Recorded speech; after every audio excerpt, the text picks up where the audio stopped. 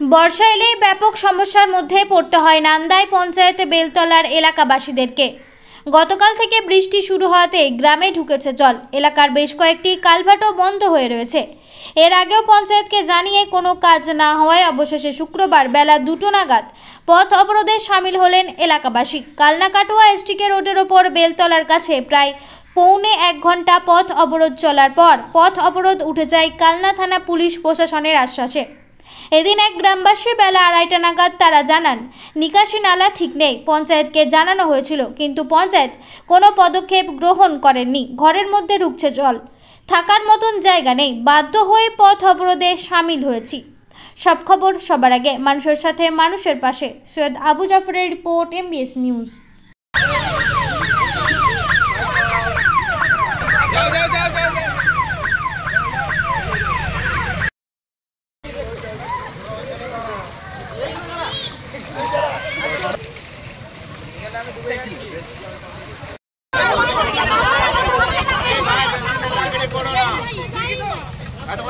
বন্ধ করে কত গাড়ি কত মানুষের অসুবিধা আছে।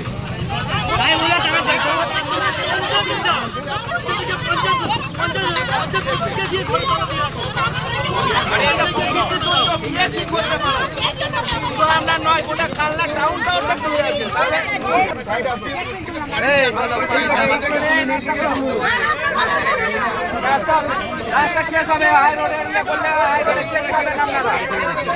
সমস্যা আছে, আমি ভগবান নয়, এত বড়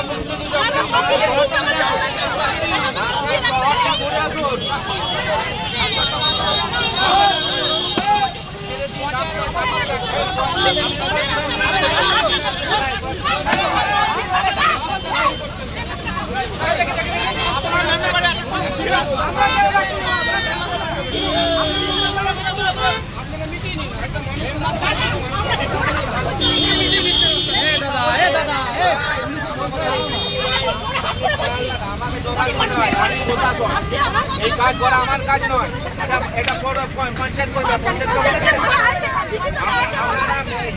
বলেছেন তরফ থেকে বলা হবে কি করবো।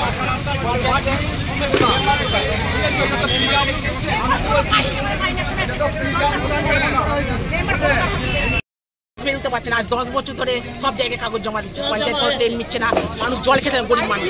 সেই জন্য আমরা অবরোধ করছি, লিখিত আমাদের দিতে হবে। লিখিত না দিলে আমরা ছাড়বো না।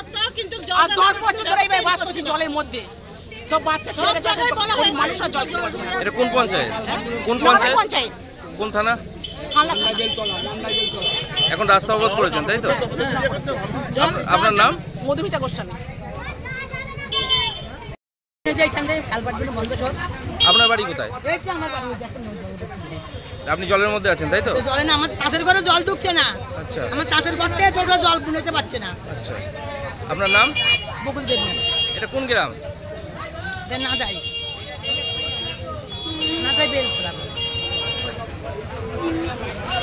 আমার ঘর নেই, দেখেন সরকার থেকে সবাইকে আমার ঘর নেই। আমার বাড়ি এসে দেখবেন ঘরের ভিতরে সব বান্ডবাসী, সব জল পড়ে ঘরে, সব জল পড়ে ঘরে।